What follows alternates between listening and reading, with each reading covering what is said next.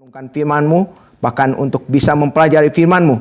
Tetapi hanya oleh di dalam anugerah-Mu kami bisa merenungkan firman Tuhan, membaca firman Tuhan setiap hari, dan bahkan mendapatkan kesempatan untuk mempelajari kebenaran firman-Mu.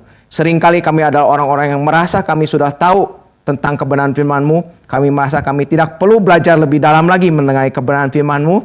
Tetapi itu adalah suatu bentuk kesombongan kami. Kami yang merasa sudah tahu, kami yang merasa sudah mengerti. Seringkali kami disadarkan betapa kami masih kurang mengerti akan kebenaran firman-Mu. Ampunilah kami ya Tuhan, kiranya Engkau yang berkenan memberikan firman yang menegur kami semua pada hari ini, supaya kami betul-betul menjadi orang yang rendah hati, orang-orang yang betul-betul ingin dibentuk oleh firman Tuhan dan dibentuk menjadi umat Tuhan yang bersandar kepada Tuhan, bersandar kepada hikmat Tuhan di dalam kami menjalani segala hidup kami yang penuh dengan tantangan, penuh dengan pencobaan dan pergumulan ini. Tolonglah kami ya Tuhan, dalam nama Tuhan Yesus Kristus, satu-satunya Tuhan dan Juru Selamat kami yang hidup, kami sudah berdoa dan mengucap syukur. Amin. Ya, saudara sekalian, kita melihat ya bahwa surat Yakobus ini adalah surat yang diberikan kepada 12 suku di perantauan.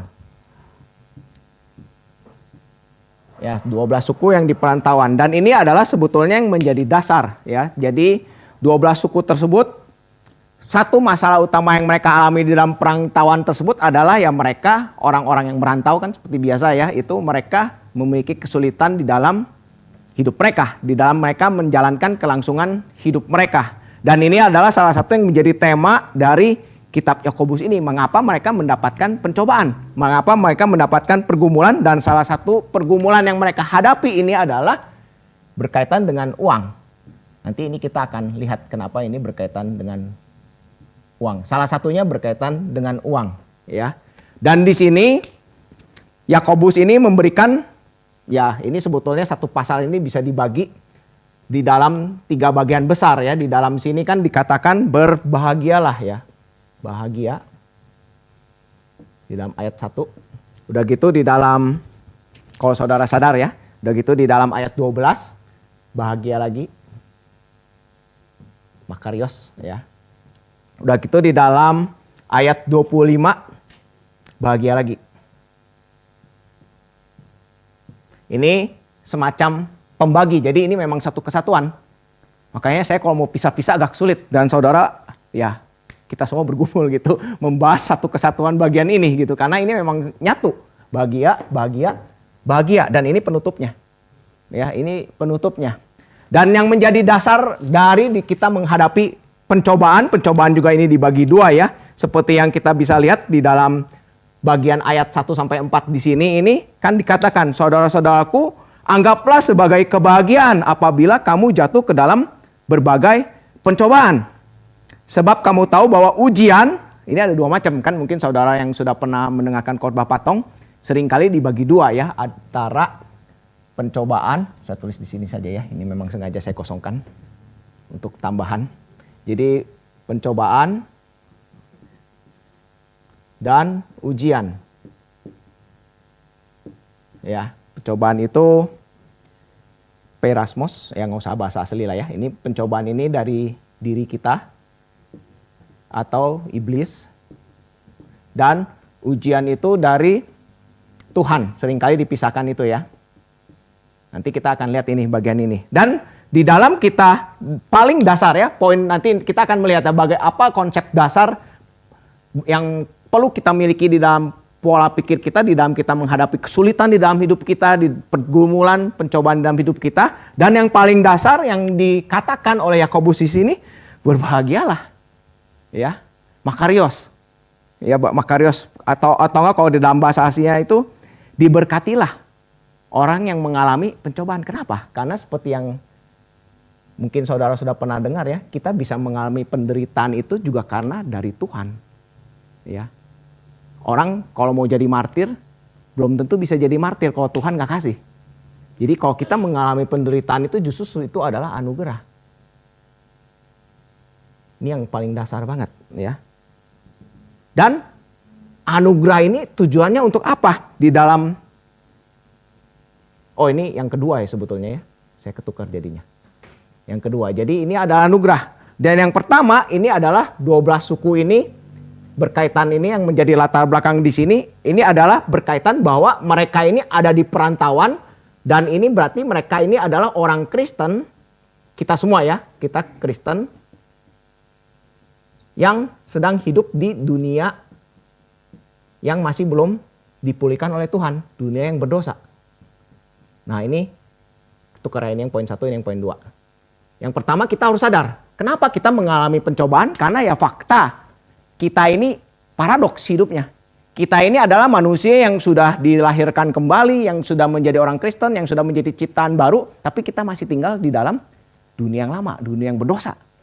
Makanya kita pasti selalu akan mengalami pergumulan di dalam hidup kita, dinamika. Tetapi ketika kita mengalami pergumulan tersebut, ketika kita mengalami pencobaan tersebut, itu adalah anugerah. Ya, itu adalah anugerah. Dan tujuannya adalah supaya kita dibentuk menjadi tekun ya. Kalau dalam bahasa sini steadfast. Untuk membentuk kita.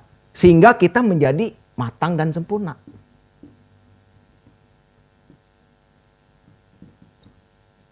Simpel ya, jadi nggak panjang banget. Mungkin saudara pikir ini satu ayat bakal bahas panjang, nggak. Nanti kita akan lihat poin-poin singkatnya. Dan ini berarti kita, yang poin 1 yang kita perlu tahu adalah kita perlu mengetahui apa sebetulnya rencana besar Tuhan. Ya, di dalam dunia ini. Ya, rencana besar Tuhan di dalam dunia ini dibandingkan kita komplain. Sewaktu kita mengalami pergumulan, pencobaan, hal-hal sulit di dalam hidup kita. Karena itu kan yang sering terjadi kan, sangat realitas sekali, sangat real sekali. Ketika kita mengalami, walaupun kita sudah tahu ini pun, juga kita seringkali ngomel. Ketika kita mengalami kesulitan, pergumulan di dalam hidup kita. Dan bagian ini mengingatkan yang paling dasar, bahwa ya kurangilah kita ya ini bergumul, ya komplainnya ya tepatnya ya. Karena ini kan nanti ada dibahas di bagian belakang ya, menjaga lidah dan kata-kata. Dibandingkan dengan kita ini, mendingan kita merenungkan ini.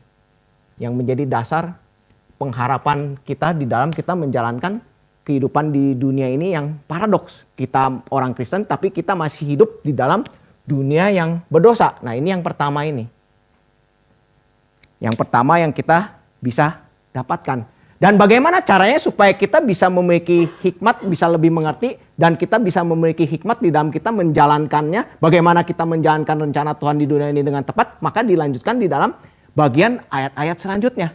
Di dalam ayat-ayat selanjutnya dikatakan, namun kalau kita masih sulit gitu ya melihat realita di dunia ini, kehidupan kita yang paradoks ini, apabila di antara kamu ada yang kurang berhikmat, hendaklah ia memintanya kepada Allah yang memberikan kepada semua orang dengan murah hati tanpa mencela, maka hal itu akan diberikan kepadanya. Nah, di sini kita perlu betul-betul di dalam kita menjalankan hidup kita, di dalam menjalankan rencana Tuhan, memasukkan hidup kita di dalam rencana Tuhan di dunia ini, kita perlu betul-betul bersandar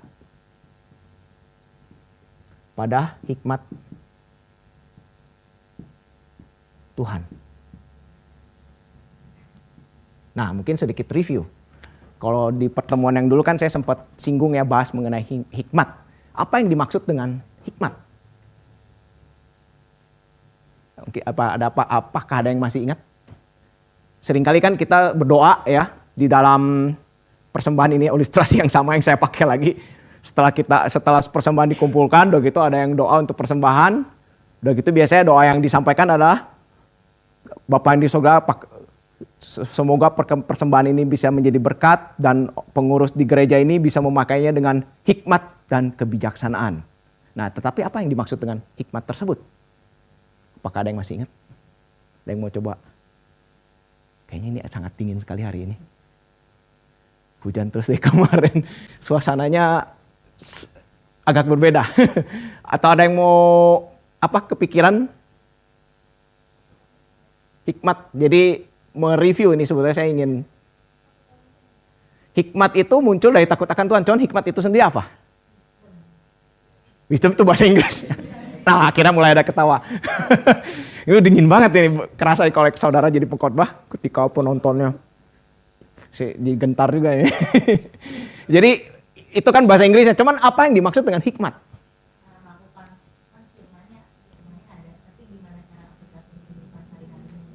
Nah, itu sudah hampir mendekati. Ada satu lagi yang lebih mendekati kebenaran lagi jawabannya. Itu sudah mendekati.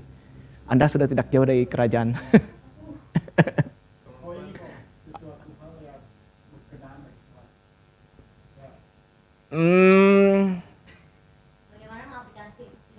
Ya itu dari yang Victoria aja lah ya. Jadi hikmat itu sebetulnya seperti yang sempat saya jelaskan itu emang amat sulit untuk didefinisikan ya. Karena sangat banyak warnanya. Kalau saudara lihat di dalam Amsal kan hikmat itu banyak sinonimnya. Ada juga berkait dengan pengertian, pemahaman, pengetahuan ya. Itu semua sinonim hikmat. Cuman ya kalau kita mau ambil simpelnya itu hikmat itu berarti bagaimana kita menjalankan hidup dengan tepat.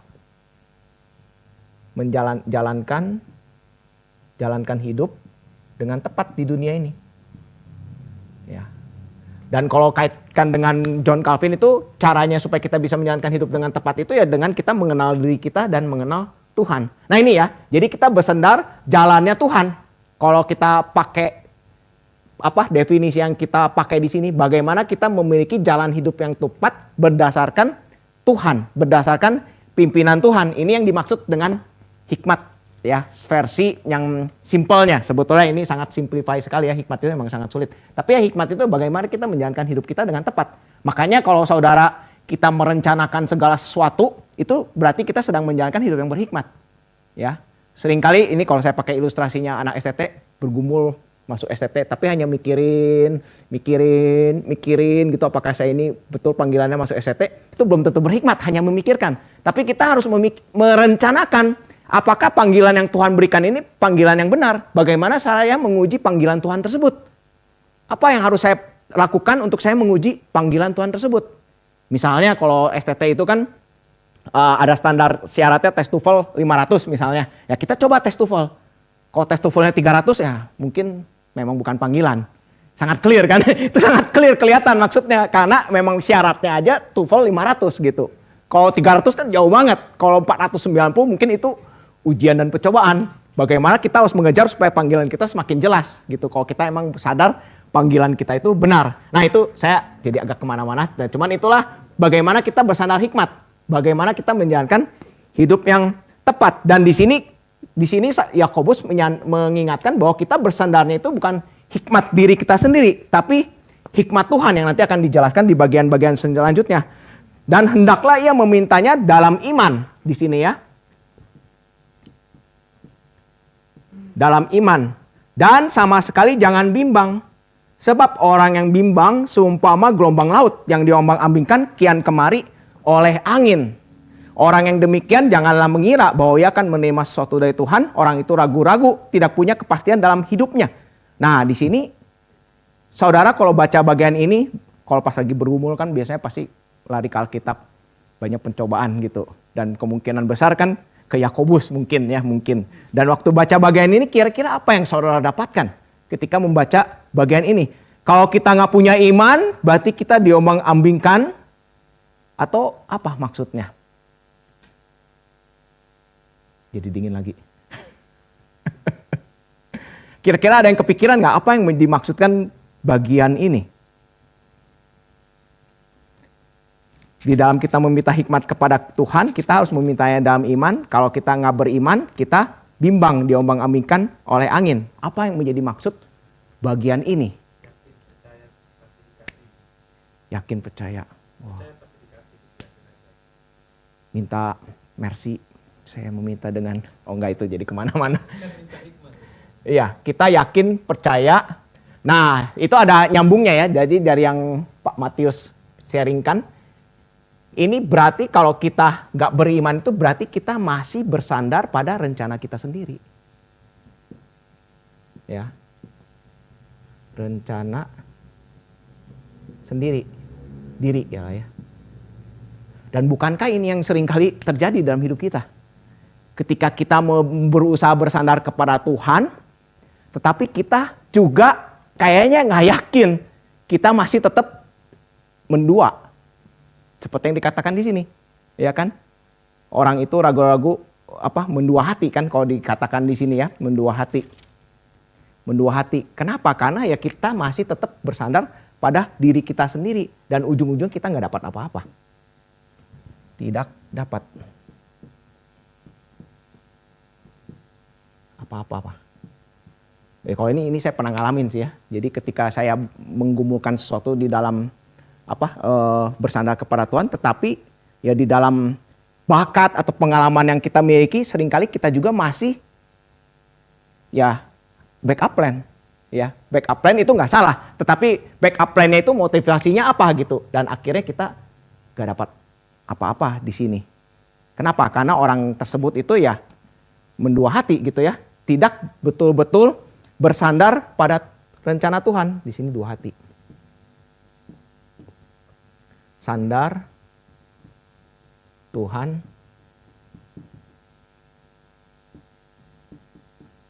rencana sendiri.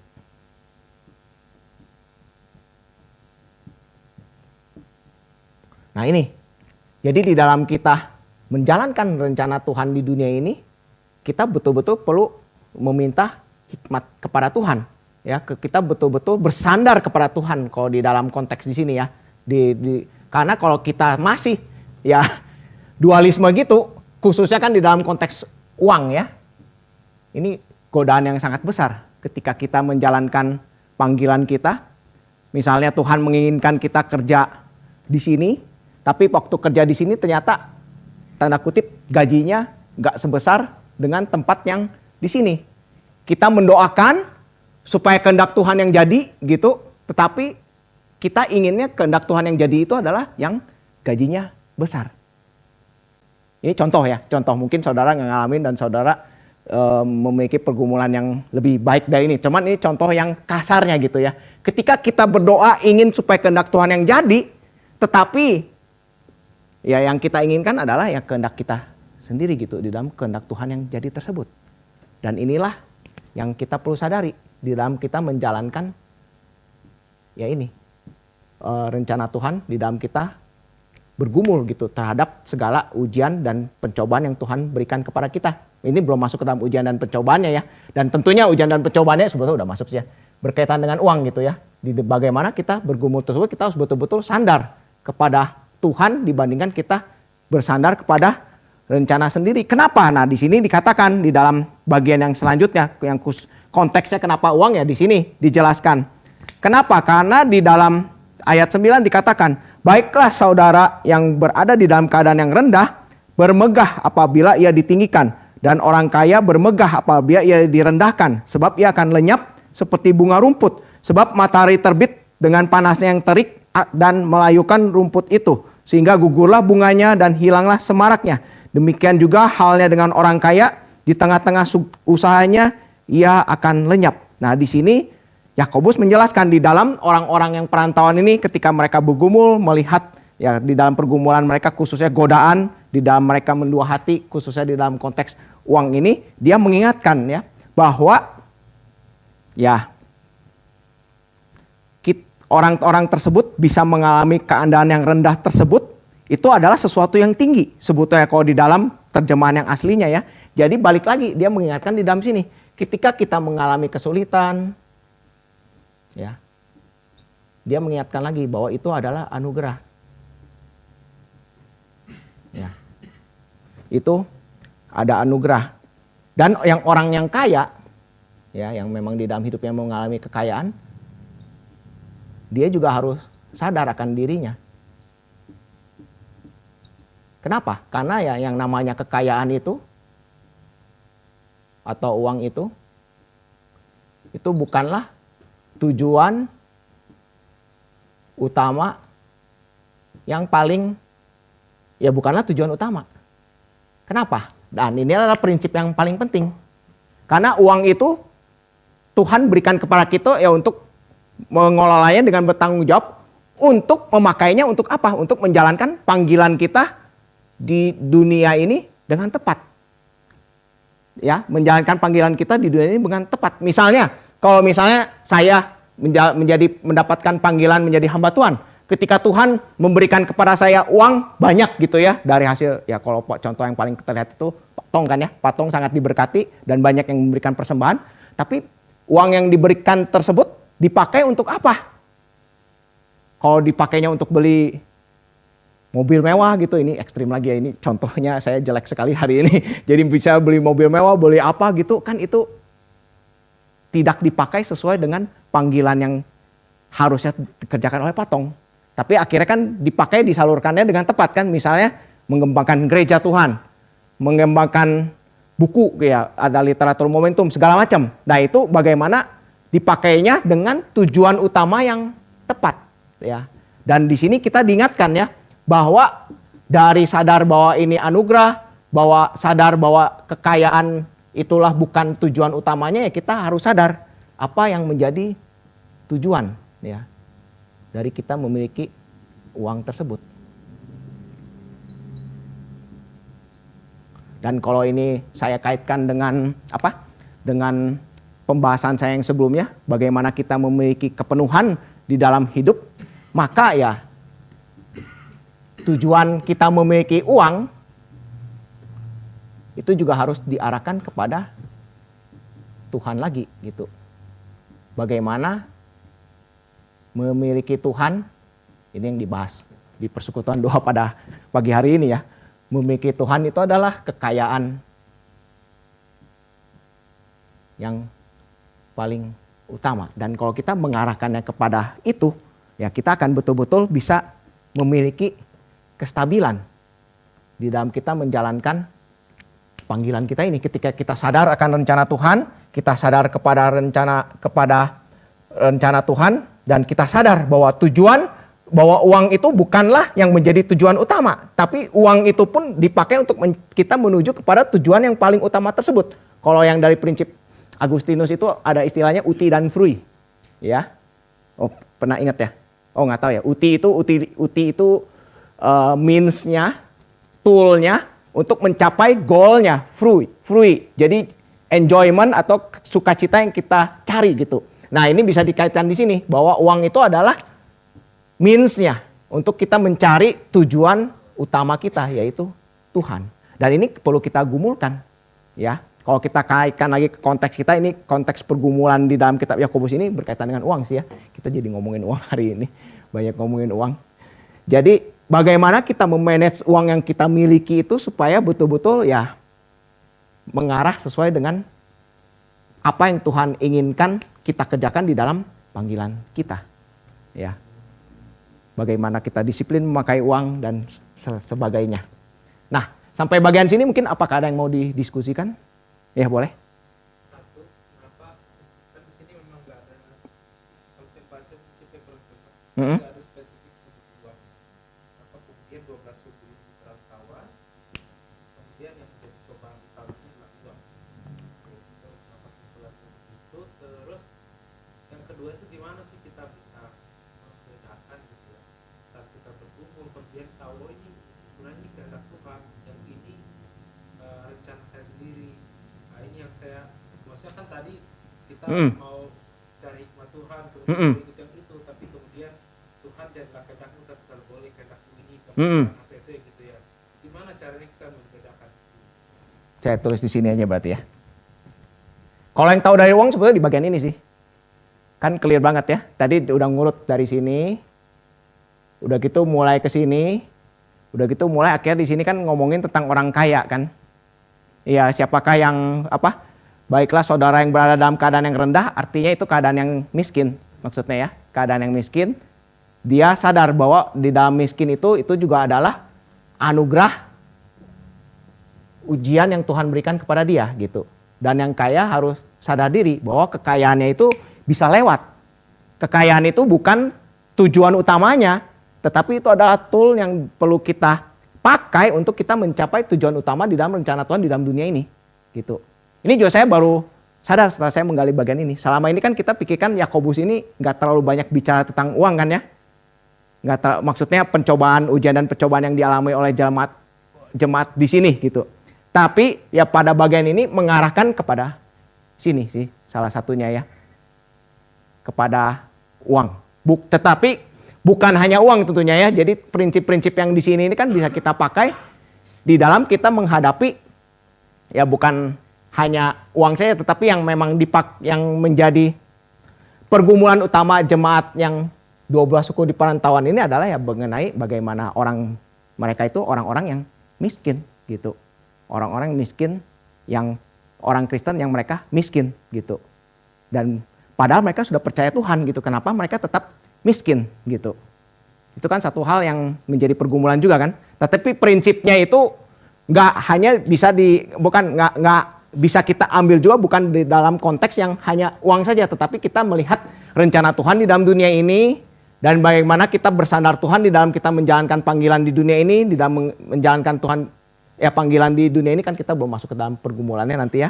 Dan kita sadar bahwa kalau dalam konteks ini kan memang betul-betul bicara uang, bahwa uang itu adalah tool gitu yang bukan untuk menjadi tujuan utama, tapi untuk menjadi alat kita mencapai tujuan utama tersebut gitu.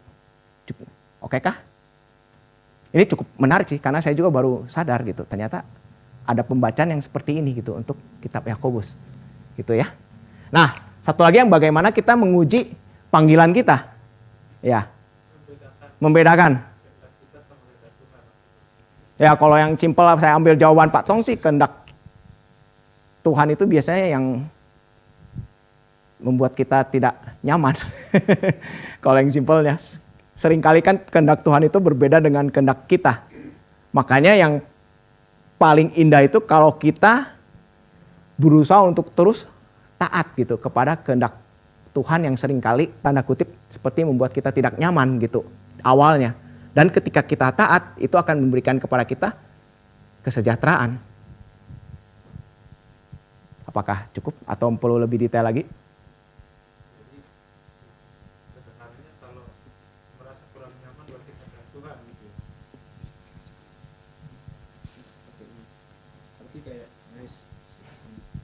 Berarti kalau kadang-kadang kurang merasa nyaman berarti kira-kira itu kehendak Tuhan gitu ya. Terus kalau anyar enteng banget terus itu kehendak kita gitu atau gimana ini? Kalau misalnya terlalu nyaman banget gitu. Iya.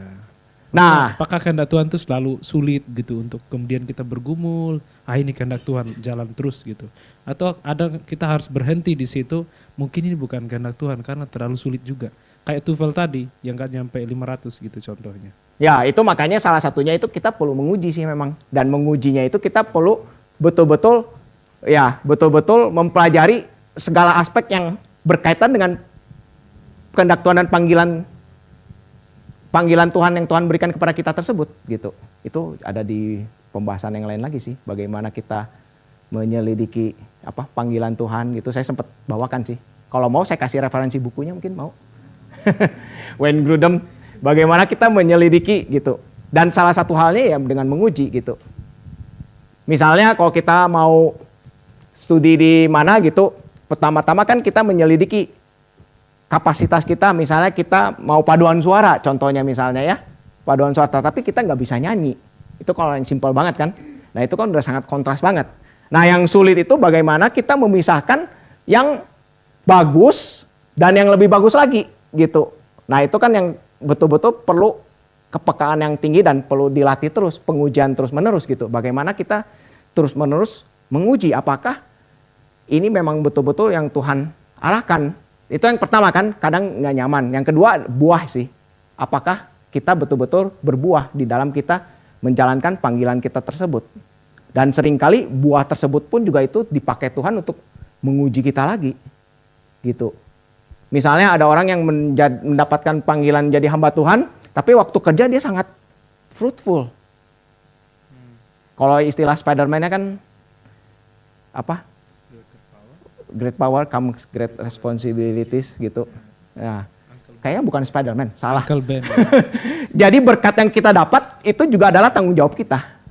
Gitu. Berkat yang kita dapat itu adalah tanggung jawab kita.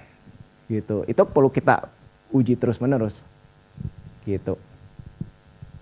Oke, atau mungkin disimpan di belakang ya. Nanti kita diskusikan lebih lanjut di belakang.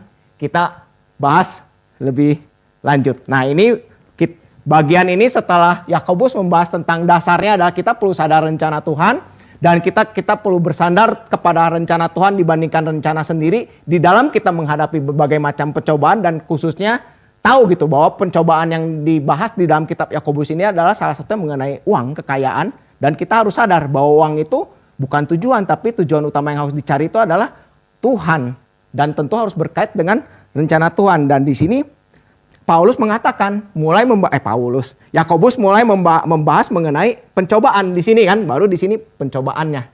Ya, di sini dikatakan berbahagialah, sekali lagi ya, berbahagialah, ini paling diulang terus. Kesadaran bahwa pencobaan dan ujian itu adalah anugerah, diulang terus bahkan sampai 3 kali oleh Yakobus ya. Berbahagialah orang yang bertahan dalam pencobaan. Nah, di sini Yakobus memakainya pencobaan terus-menerus ya. Jadi hanya di awal Yakobus ini memakai tes ya, yang di dalam ayat ketiga. Ujian. Hanya di sini. Kenapa? Karena di dalam ujian yang Tuhan izinkan kita alami di dalam hidup kita, itu isinya semua pencobaan. Ya, pencobaan ada yang dari iblis dan ada yang dari kita juga kan. Ya teman, kita seringkali banyaknya dari kita semua ya. Tapi ya itu semua ada di dalam kedaulatan Tuhan. Dan itulah yang menjadi penghiburan kita. Semuanya itu ada di dalam rencana Tuhan di dunia ini. Dan di sini Yakobus mengingatkan bahwa berbahagialah. Ya, dia mulai mengelaborasi di sini apa orang yang bertahan dalam pencobaan, sebab apabila ia sudah tahan uji, ia akan menerima mahkota kehidupan. Ya, mahkota kehidupan yang dijanjikan Allah kepada orang-orang yang mengasihi Dia. Dan di sini mahkota juga berkait dengan yang bagian sebelumnya. Karena seringkali waktu saudara kita baca bagian ini, mahkotanya itu kan mahkota yang kita pikir itu mahkota yang zaman sekarang kan, yang dari emas. Ya, sedangkan mahkota zaman dulu yang dimaksud oleh Yakobus adalah mahkota olimpiade zaman dulu. Apa? Daun. Mahkota yang tidak kekal sebetulnya. Ya, daun kan lama-lama hancur. Ini kan berkait dengan yang ini kan, kekayaan itu hancur seperti daun ya. Seperti kan dijelaskan di sini. Dia ulang lagi di sini. Bahwa mahkota yang kita cari ini ya bukan yang fana ini. Kekayaan yang hanyalah untuk mencari tujuan utama Tuhan, yang hanyalah tool. Tetapi ya hidup yang kekal itu. Hidup yang kekal ya. Kehidupan yang dijanjikan oleh Tuhan. Hidup yang nanti akan dijelaskan di bagian selanjutnya. Dan di sini Yakobus mengatakan ketika orang tersebut mengalami kesulitan, mengalami pencobaan, maka janganlah komplain ya. Makanya kenapa saya ngomong di sini komplain. Janganlah dia berkata, aku sedang dicobai oleh Allah. Sebab Allah tidak dapat dicobai oleh yang jahat. Dan ia sendiri pun tidak mencobai siapapun. Namun tiap-tiap orang dicobai oleh keinginannya sendiri. Karena ia diseret dan dipikat olehnya. Apabila keinginan itu telah dibuahi, ia melahirkan dosa. Dan apabila dosa itu sudah matang, dia melahirkan maut. Nah, di sini Yakobus mengatakan bahwa ya pencobaan itu bukan dari Tuhan. Ya, bukan dari Tuhan. Sedangkan pencobaan itu dari, dalam ayat 14, dari diri kita sendiri. Dan dia menggambarkan dengan menyeramkan ya. Jadi dia diseret, dipikat, ini seperti ada umpan, udah gitu ditarik ya. Kita termakan oleh umpan itu, tertarik. Dan apabila keinginan itu telah dibuahi, dia melahirkan dosa dan melahirkan maut. Dan ujung-ujungnya adalah maut. Ya, pencobaan. Kalau kita terpikat oleh pencobaan, ujung-ujungnya maut. Dan di sini Yakobus memberikan prinsip paling dasar bagaimana kita bisa kuat terhadap pencobaan. Kasih.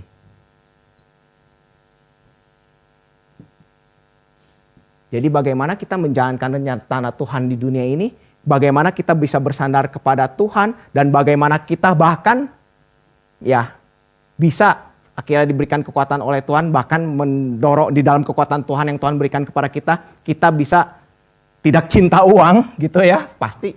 Karena kita paling dasar kita bisa kuat adalah karena kita mengasihi Tuhan kita.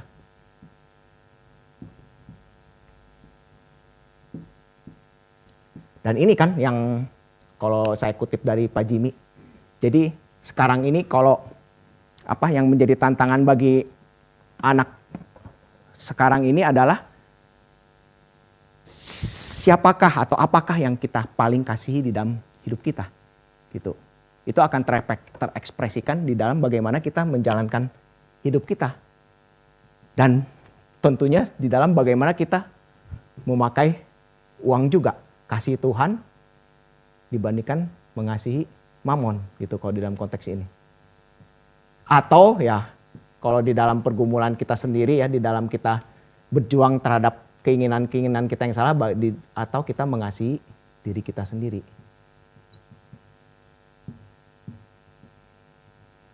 Ya ini secara full view ya. Jadi yang paling dasar itu kita mengasihi Tuhan. Kenapa? Dan apa yang menjadi dasar dari mengasihi Tuhan, yang kita bisa mengasihi Tuhan ini dijelaskan di dalam bagian selanjutnya. Di dalam bagian selanjutnya dikatakan ya di dalam ayat 16 sampai 19. Kenapa? Karena saudara-saudara yang kekasih, janganlah sesat. Setiap pemberian yang baik dan setiap anugerah yang sempurna datangnya dari atas, turun dari Bapa segala terang. Padanya tidak ada perubahan atau bayangan karena pertukaran. Atas kehendaknya sendiri, ia telah menjadikan kita oleh firman kebenaran, supaya kita pada tingkat yang tertentu menjadi anak sulung di antara semua ciptaannya. Nah ini yang menjadi poin di dalam bagian ini adalah ayat 18. Atas kehendaknya sendiri ia telah melahirkan kita oleh firman kebenaran, supaya kita pada tingkat tertentu menjadi anak sulung di antara semua ciptaannya. Jadi kalau saya langsung kepada poinnya di dalam bagian ini, dasar kenapa kita bisa mengasihi Tuhan, dasar kenapa kita bahkan uang pun juga kita ya tanda kutip bukan yang menjadi yang paling utama, dasar kenapa kita bisa sandar kepada Tuhan, dasar kenapa kita bisa bersandar pada rencana Tuhan, karena Injil. Ini kelihatannya klise mungkin ya. Tapi inilah yang paling powerful ya di dalam hidup kita. Ya, paling powerful. Siapakah kita? Kita sekarang bisa mengenal Kristus dalam hidup kita. Kita bisa ditebus oleh Kristus. Yang bahkan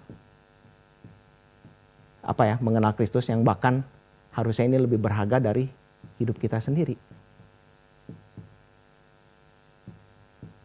Ya, lebih berharga dari hidup kita sendiri. Dan inilah yang sangat paling power kurang lebih di tengah ya. Oh enggak terlalu di tengah. Ini kasih yang dasarnya adalah Injil. Ketika kita mengalami pencobaan, ketika kita mengalami pergumulan di dalam hidup kita, nah inilah yang jangan pernah kita lupakan. Ya, yang jangan pernah kita lupakan. Dan ini seringkali kan yang kita lupakan kan. Kita mengalami kesulitan gini. Ya sebetulnya kita emang gak layak gitu sebetulnya. Untuk kita bisa diselamatkan pun juga kita gak layak.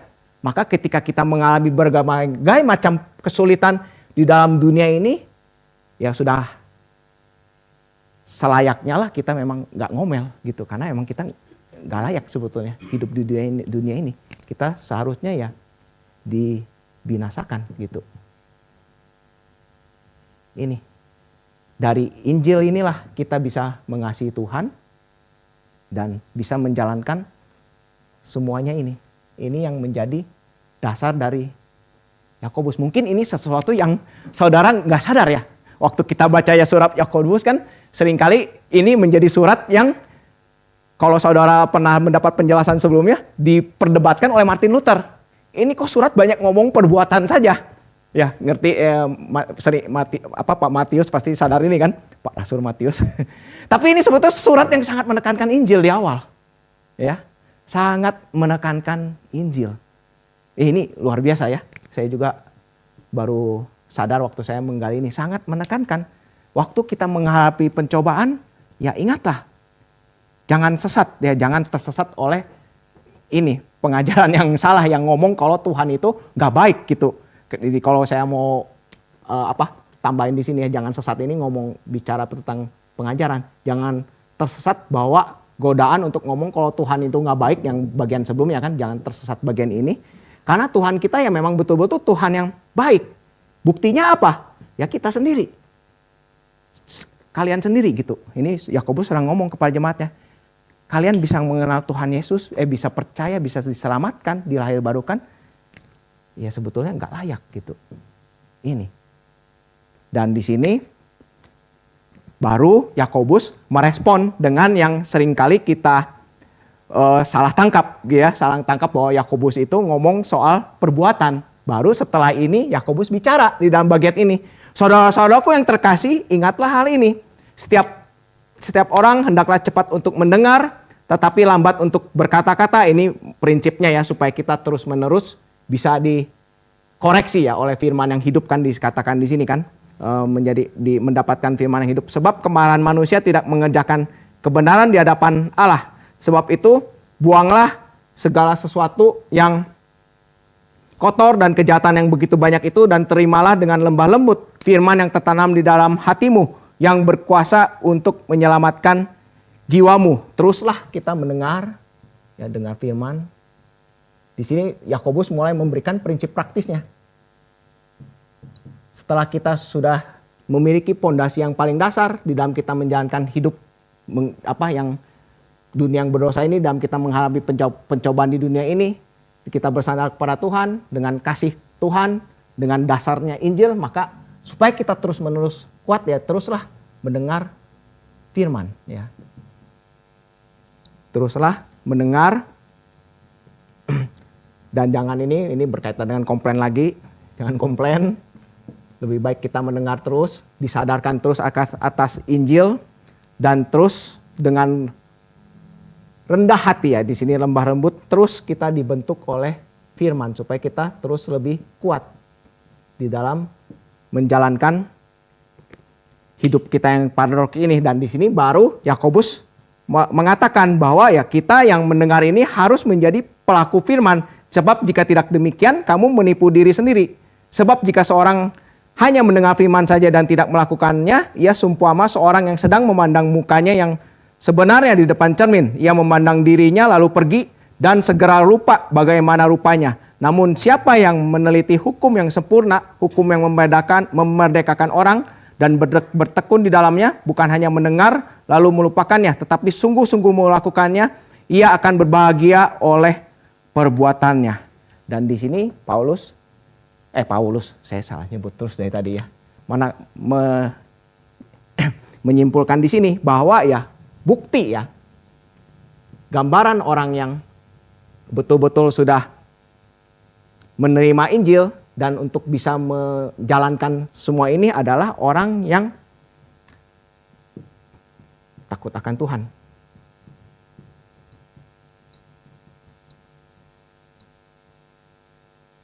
Ya, takut akan Tuhan. Karena indikator orang yang takut akan Tuhan adalah orang yang mau mendengar. Udah gitu orang yang mau dikoreksi oleh hukum. Dan ini adalah gambaran yang Yakobus bagikan di dalam ayat 22 sampai 24 sampai 25 ini. Ini kan yang dipakai dengan gambaran seperti orang yang sedang memandang mukanya di depan cermin. Nah, apa yang dimaksud dengan gambaran orang yang sedang memandang mukanya di depan cermin? Nah, ini kita perlu tahu bahwa cermin zaman dulu itu bukan cermin seperti sekarang yang transparan, kita sekali lihat langsung kelihatan muka kita semuanya. Tapi cermin zaman dulu kan itu biasanya seperti perisai yang dipoles sebisa mungkin mengkilap supaya kita bisa ngaca. Belum ada kaca kan zaman dulu. Dan kalau kita nggak betul-betul memperhatikan cermin tersebut, kita nggak akan bisa melihat muka kita dengan detail. Ini yang dipakai oleh gambaran Yakobus di dalam cermin ini. Maka dia mengatakan kalau orang yang menganggap firman Tuhan, ya di sini kan yang mendengar firman Tuhan, yang menganggap firman Tuhan itu hanya seperti ngaca lalu, dia nggak sadar gitu. Sebetulnya dirinya sendiri itu seperti apa? Ya, dia nggak dikoreksi oleh firman Tuhan tersebut. Ya, dia nggak sadar, nggak dikoreksi oleh firman Tuhan tersebut. Jadi mendengar firman Tuhan supaya dia dikoreksi oleh firman Tuhan. Dan ini adalah dua prinsip ya, orang yang mau mendengar firman Tuhan dan orang yang bisa dikoreksi firman Tuhan itu adalah orang yang memiliki takut akan Tuhan.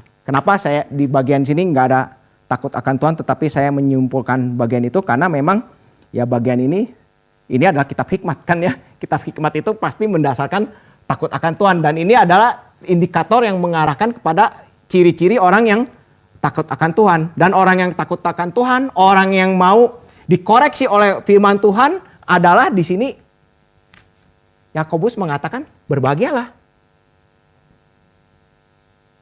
Dia akan berbahagia di dalam melakukan ya firman Tuhan tersebut ketika dia dikoreksi dan dia melakukan firman Tuhan tersebut gitu.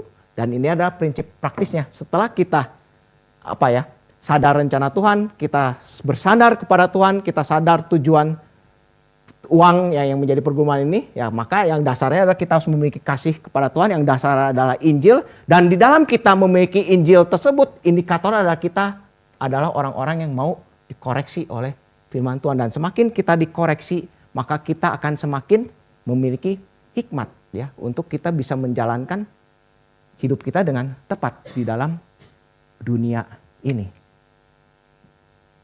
Nah, ini adalah gambaran singkat dari apa yang dibagikan oleh Yakobus di dalam pengantarnya. Nah, sebelum saya masuk ke dalam bagian akhir di sini, ini penutupnya sih. Apakah ada yang mau didiskusikan, ditanyakan?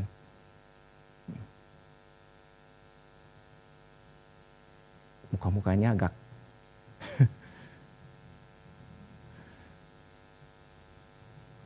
oke ya, kalau nggak ada saya boleh. Yang mahkota itu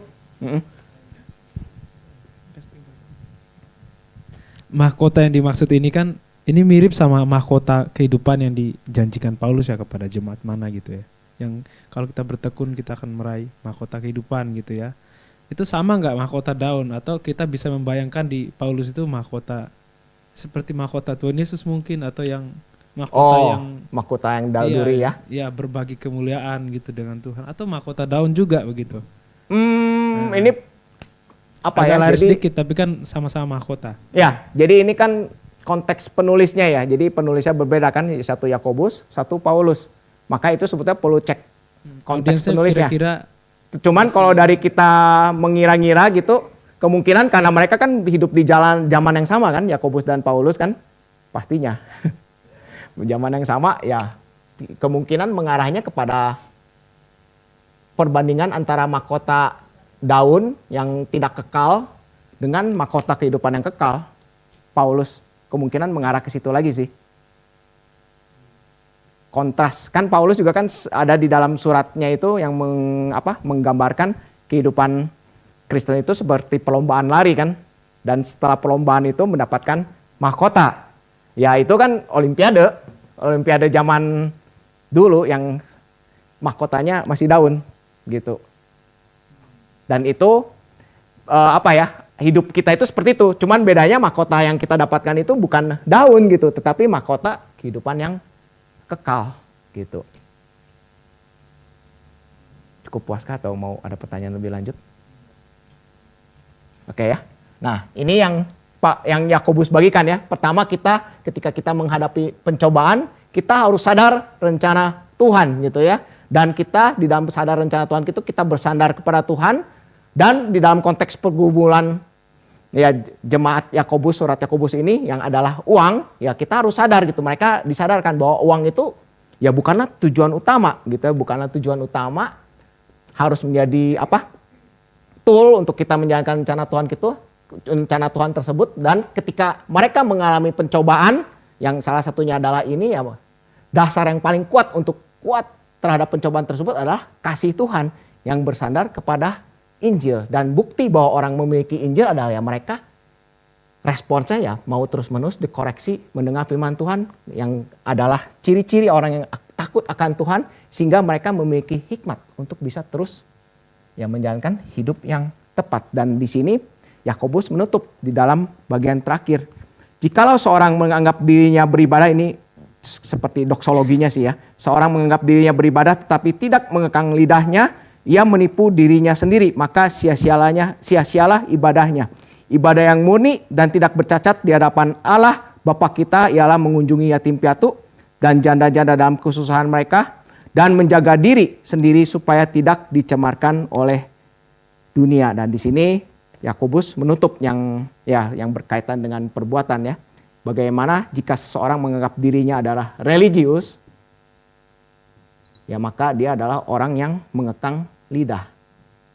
Ya, ini juga berkait dengan prinsip hikmat lagi ya. Di dalam Amsal, bagaimana kita menjaga perkataan kita adalah ekspresi orang yang takut akan Tuhan.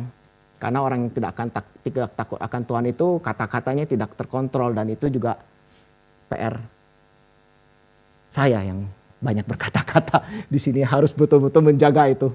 Kita semua sering berjuang. Semakin kita banyak berkata-kata itu semakin ketahuan lah belangnya kita ya itu. Dan di sini Yakobus menutup ya, dan ibadah ya orang yang religius adalah 2 poin di sini ya. Ini enggak terlalu berkait ya, jadi lebih dia menutup menyimpulkan ialah orang yang memperhatikan sesama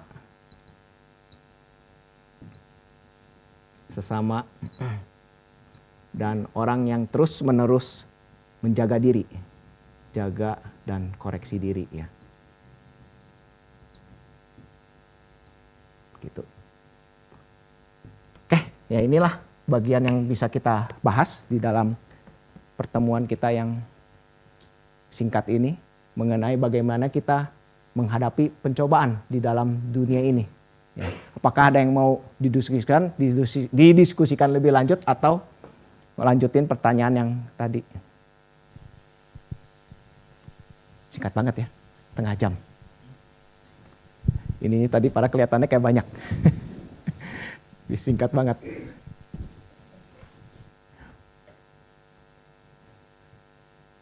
Cukup? Boleh silakan. Satu lagi, Mas.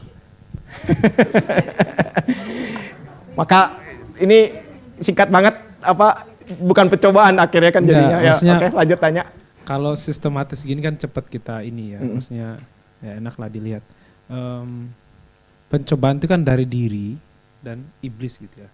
Dari sesama nggak ada gitu, maksudnya ini benar kan teman-teman kan? Ini pertanyaan lebih detail ya, boleh? Iya, maksudnya apakah pencobaan itu dari diri sendiri aja dan iblis gitu ya? Apakah iblis tidak pakai sesama gitu kan ini? Atau Tuhan pakai sesama untuk kasih kita ujian gitu misalnya? Iya kan? Kan ada yang merasa dicobai. Gimana? Jadi pencobaan itu gimana tadi? Ini pencobaan datang dari sesama juga nggak, teman gitu? Jangan apakah dari diri saja atau iblis saja gitu? Ya sebetulnya pencobaan itu bisa dari mana saja, ya. Tetapi Asal pada bukan dari akhirnya Tuhan. yang membuat kita, kalau kita kaitkan ke dalam konteks ini, yang akhirnya membuat kita jatuh ke dalam pencobaan tersebut kan respon dari diri kita kan. Betul kan? Ujung-ujungnya diri kita sendiri. Jadi nggak masalah dari mana aja, yang penting kita jangan. Nggak masalah dari mana aja. Maksudnya kan berarti responnya kan yang sampai jatuh dalam pencobaan itu gitu kan, berarti. Maksudnya Iya. pada ujungnya eksekusi adalah diri Dari kita. Oh. Makanya kan kita kalau dengar dari pengkhotbah yang lain, kita keseringan nyalahin iblis. Kok salah saya gitu. Padahal kan yang paling banyak salah itu kita sebetulnya, betul. Oh, apalagi kalau saya sendiri banyak juga. Wah, sebagai panggilan hamba Tuhan kan harus betul-betul menggumulkan mengambil keputusan dengan tepat gitu segala macam. Wah, itu banyak. Ya nanti Matius kok masuk STT kan mengalami jadi melenceng. Oke, ada mau pertanyaan lanjutan? Ya, ujung-ujungnya diri kita ya. Jadi pasti dari mana saja iblis akan memakai. Cuman ya ujung-ujungnya yang menentukan kan kita sendiri. Dan disinilah kita harus betul-betul dilatih gitu. Di sini ini masih masih lebih ke dalam prinsip praktis ya, pendahuluan praktis kan yang di awal ini. Walaupun di sini Paulus lagi, Yakobus sudah mulai mengatakan kepada firman, dan baru di dalam bagian-bagian selanjutnya kan Yakobus baru dia mulai mengajarkan yang lebih detailnya lagi gitu. Dan kalau saudara mau lebih peka lagi terhadap pencobaan supaya kita nggak jatuh ke dalam pencobaan, ya seperti yang PR yang sempat saya bagikan kemarin, rajin-rajinlah baca kitab Amsal. Itu ya. Karena Amsal kan itu bagaimana kita bisa menjalankan hidup yang tepat di dunia. Ya. Dan memang kita nggak akan bisa menjalankan Amsal itu dengan sempurna. Kenapa? Karena saya udah pernah sharingkan belum ya. Karena Amsal itu adalah gambaran kehidupan eskatologis sebetulnya. Gambaran kehidupan yang ideal. Makanya kita terus-menerus dipaparkan oleh gambaran kehidupan yang ideal tersebut. Tetapi ya jangan Amsal terus ya, karena kita harus seimbang. Ya harus seimbang. Amsal ada dilengkapi dengan yang bagian lain ya lebih, kalau saya mau PR yang lengkapnya ya bacalah Alkitab dengan rajin ya. Gitu. Sini yang sudah pernah beres baca Alkitab. Boleh angkat tangan. Dari Kejadian sampai Wahyu. Yang sudah pernah beres baca Alkitab. Enggak, yang minimal 1 kali. Boleh angkat tangan. Tapi nggak untuk perjanjian baru. Loncat-loncat ya. Nggak, perjanjian baru dulu saya baru perjanjian lama. Coba ya lagi lah ya, maksudnya ada dipotong. Yang sudah pernah beres dari Kejadian sampai Wahyu, ya boleh angkat tangan. Nah ini PR ya. PR. Ini pertanyaan yang biasanya suka dijadikan legalisme atau gimana, tapi ini pertanyaan yang saya tanyakan setiap KKR regional. Sekolah-sekolah yang saya datangi di kantong Kristen, saya selalu nanya kalau ada kesempatan ya. Saudara di sini yang sudah pernah beres baca Alkitab Kejadian sampai Wahyu? 99% sekolah yang saya datangin, SD sih kemungkinan kecil ya, cuman SMP, SMA, 99% nggak ada yang pernah beres. Ya gimana kekristenan mau maju? Ya, gimana kekristenan mau maju? Kalau kita tidak mengasihi Tuhan kita dengan mengasihi hukumnya, yaitu Alkitab. Ya. Dan meresponi yang Matius, ini saya jadi curhat pribadi ini. Jadi kita baca Alkitab itu juga kan apa ya?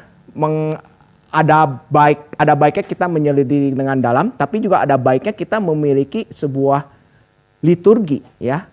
Jadi ada yang menyelidiki dalam dan ada juga yang membaca secara keseluruhan. Dan yang keseluruhan itu adalah liturginya.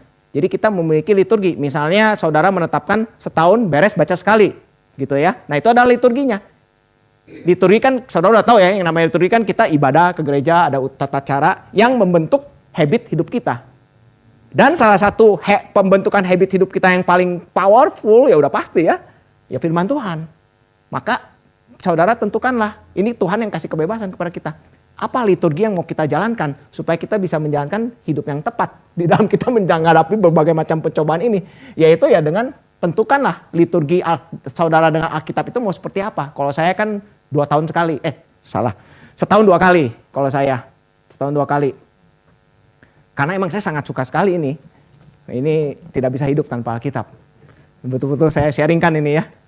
Dan ini sepertinya passion yang ingin Tuhan bagikan gitu kepada semua orang siapapun gitu, supaya semua orang itu ya nggak harus dengar khotbah, tetap dengarlah khotbah, cuman senenglah baca Alkitab gitu. Dan saudara bisa tentukan, nggak harus seperti saya gitu, yang paling standar kan 1 tahun sekali beres. Dan itu jadikanlah liturgi.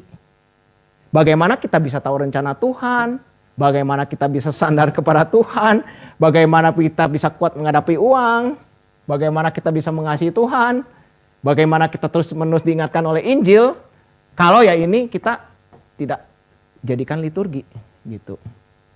Ya ini jadi aplikasi praktisnya dari khotbah hari ini yang saudara perlu jalankan. Ada lagi pertanyaan selanjutnya? Victoria mau nanya. Gimana? Sebenarnya aku tuh cukup bergumul juga selalu baca Alkitab dan kayak agak ya, nyangkut di Mazmur gitu ya. Beberapa tahun. Maksudnya tahun ini cuma selesai berapa kitab lah intinya. Tapi aku agak nyangkut di Mazmur gitu. Gimana sih caranya untuk bisa ada api itu konsisten gitu buat baca Alkitab gitu.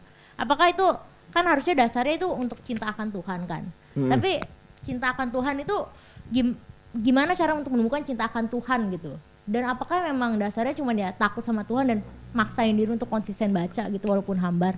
Atau kalau hambar itu harus kayak baca 1 pasal terus kayak baca komentari biar lebih ada warnanya gitu atau gimana gitu harus. Atau dipaksain aja gitu baca gitu. Atau bagaimana gitu. Karena kayaknya rasanya tambah baca kayak maksudnya tambah lama jadi kayak lebih hambar dan kayak gak berdapat apa-apa gitu rasanya. Gimana cara untuk menemukan cinta akan membaca tersebut dan cinta akan Tuhan gitu? Nomor 1 doa ya, pasti itu. Kalau kita masih punya hati untuk mendoakan supaya Tuhan memberikan kepada kita cinta kepada firman-Nya, itu berarti Tuhan masih beranugerah kepada kita gitu. Doakan, itu yang paling dasar pastinya. Karena kalau saudara pelayanan ke penjara, bahkan bisa baca satu ayat pun kita sudah malaikat di surga bersorak-sorai. Kenapa? Karena mereka itu godaan lingkungannya, ya kita bersyukur ya. Penjara itu betul-betul penjara itu mengerikan lah. Godaan pencobaan ini benar-benar kencang itu di sana. Mereka masuk itu belum tentu jadi lebih baik gitu. Karena isinya penjahat semua kan di situ. Bayangkan. Jadi bisa baca satu ayat pun juga itu udah prestasi gitu. Padahal ya Alkitab itu numpuk di sana. Mereka bisa kapanpun datang ke gereja gitu. Gereja yang ada dalam penjara gitu. Tapi tetap susah gitu untuk baca gitu ya. Nah, pertama doa. Kedua ya being doing, ini kalau yang antropologi Pak Ivan. Jadi supaya kita menjadi being yang love itu ya kita bisa melalui doing dulu gitu. Jadi kita ada dua macam kan. Rela, kemarin yang ngobrol sama siapa ini Pak Peter mengingat istilahnya, cuma saya lupa. Rela diri, paksa diri, apa istilahnya saya lupa. Pokoknya dipaksa kita. Memaksa diri supaya pada akhirnya kita menjadi rela gitu. Memang ada yang startnya itu harus dipaksa mungkin. Makanya kan kalau mendidik anak kan ada yang harus dipukul penggaris kayu gitu. Dan akhirnya dia nggak dipukul pun rela dan menyukai apa yang kita ingin ajarkan melalui pukulan penggaris tersebut. Ada yang mungkin harus keras. Tapi ada yang mungkin ya Tuhan sudah kasih gitu. Makanya ini saya nggak bisa memaksakan metode saya. Karena memang Tuhan itu kasih ke saya itu waktu saya menjadi orang Kristen. Ya dulu saya bukan orang Kristen. Itu betul-betul ini harta yang paling berharga yang saya nggak bisa hidup gitu tanpanya gitu. Maka ya langsung saya betul-betul pengen baca terus. Dan itu kenapa saya juga pengen baca itu karena nomor satu itu waktu dulu saya nggak percaya Alkitab itu saya ngomong ini tulisan manusia. Sedangkan saya sendiri dulu belum pernah beres baca. Gitu, itu udah pernyataan bodoh dari saya dulu gitu. Saya dulu pernah mikir ini mah buatan manusia lah, agama manusia punya gitu. Tapi saya sendiri nggak pernah beres baca. Itu argumen yang nggak ada dasar karena saya nggak pernah membuktikannya dengan membaca. Sehingga waktu saya akhirnya percaya, wah ini nomor satu yang saya harus beresin. Langsung beresin berkali-kali. Dan akhirnya betul-betul menikmati gitu sampai sekarang. Itu nggak semua orang miliki. Makanya mungkin satu sisi harus melalui doing dulu, dipaksa. Disiplin. Kalau bisa ada saling reminder. Makanya kan ada grup baca Alkitab kan. Ada yang jadi sapamnya mungkin Rifan cocok jadi sapam. Hei kamu udah baca belum hari ini? Ayo baca. Itu nggak salah. Oh langsung dia mengiyakan gitu. Nah dari situ kita bisa memiliki pengharapan sebetulnya. Kalau orang Kristen itu yang sebetulnya saya ingin lakukan. Sudah semua betul-betul memiliki kesukaan pada Alkitab ya mungkin barulah ada pengharapan.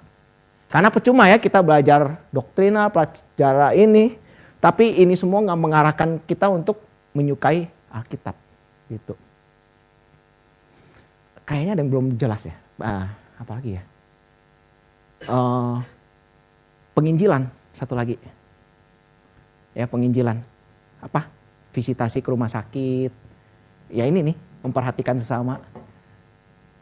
Supaya dari memperhatikan sesama itu kita disadarkan. Ini jadi aplikasi yang ayat ini ya. Disadarkan betapa kita ini sebagai pemuda ini itu betul-betul masih dikasih tubuh yang sehat. Masih dikasih kemampuan. Ya kita harus semakin menjaga dan mengoreksi diri kita sendiri gitu.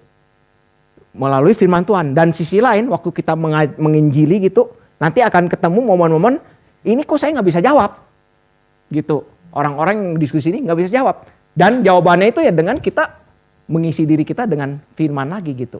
Itu yang saya rasakan sih. Jadi penginjilan. Yang sisi lainnya berkait dengan ini juga kan. Dari Injil kan kita disadarkan untuk kita semakin mengasihi Tuhan. Penginjilan. Jadi ikutlah program penginjilan dimanapun Anda berada. Jadi promosi. Oke, ada lagi yang mau ditanyakan?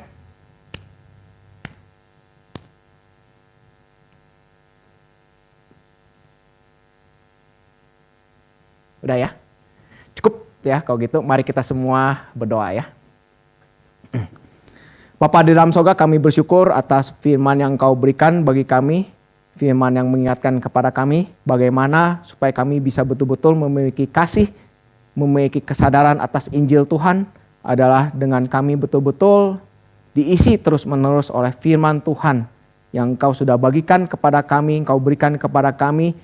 Lewat berbagai macam cara kami bisa mengaksesnya, lewat internet, lewat buku-buku yang kami, lewat toko buku di mana kami bisa membeli Alkitab, tetapi kami seringkali tidak sadar bahwa anugerah yang berlimpah tersebut itu adalah anugerah yang mungkin bisa Engkau tarik, dan kami bahkan tidak memiliki kerinduan untuk menikmati anugerah yang Engkau berikan tersebut. Tetapi kiranya Engkau berbelas kasih bagi kami semua, supaya kami betul-betul memiliki kesukaan atas firman Tuhan, kesukaan atas Alkitab, sehingga di dalam kesukaan atas firman Tuhan tersebut kami memiliki takut akan Tuhan, semakin mengasihi Tuhan, dan sadar bahwa kami adalah manusia berdosa yang tidak layak untuk ditebus, dan kami adalah manusia yang hanya bisa memiliki pengharapan di dalam Kristus, dan di dalam pengharapan tersebutlah kami semakin rindu untuk diisi firman Tuhan terus menerus. Dengarkanlah doa kami ya Tuhan, dalam nama Tuhan Yesus, satu-satunya Tuhan dan Juru Selamat kami yang hidup, kami sudah berdoa dan mengucap syukur. Amin.